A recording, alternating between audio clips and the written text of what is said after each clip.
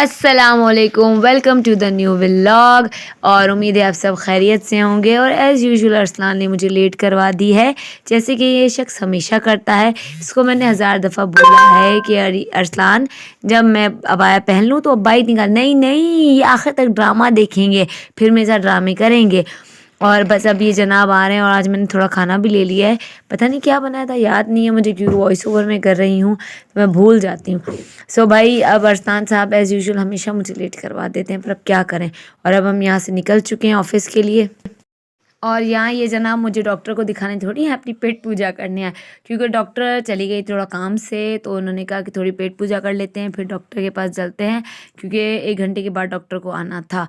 इसलिए हम यहाँ, अरसलान बोला मुझे लगी है शदीद भूख। भाई खाना भी बहुत एक्सपेंसिव था यहाँ पे भाई।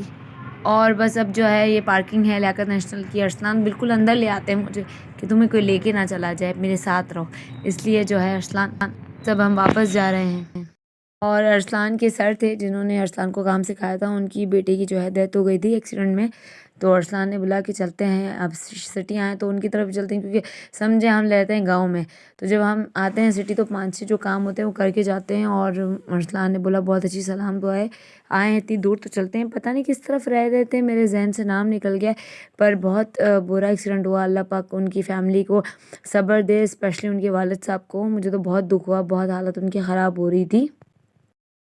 एज़ यूजुअल अरसलान साहब को लग गई बच्चों की तरह भूख। अरसलान ने बोला थोड़ा टाइम है घर पे, थोड़ी पेट पूजा कर लेते हैं, इसलिए हमने लाइट सी चाट ली जो हमने खाई।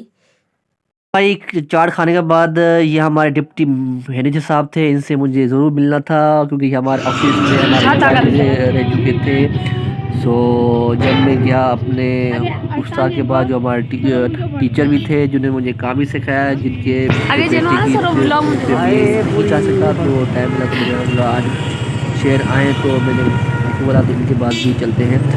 तो उनके बाद फिर हम आए कुमार भाई के पास। कुमार भाई से मिलकर बड़ी गपशप, मुझे बड़ा मज़ा आया और बहुत पुरानी पुरानी बातें हमने याद लाई और बड़ा अच्छा लगा उनसे मिल के। फिर मैंने उनसे मिलने के बाद फिर मैंने वाइफ को बोला भाई आप चलते हैं, काफ़ी रात हो गई। तो वाइफ ने भाई जिद की, भाई नहीं मुझे शॉपिंग करनी है, मुझे शॉपिंग करनी है। तो भाई हमारी ख्वाहिश पूरी कर लेते हैं, तो मैं शॉपिंग करवाते हैं। तो हम आ गए, ताकि रोड आ गए, सारे उनको चीज़ें लेनी थी, तो वो हमने लेने के बाद हम घर पहुंच गए। ये हमारा ख़ानदानी तरह का खाना है, चाय और पराठा। हम चाय पराठा बहुत शौक से खाते हैं।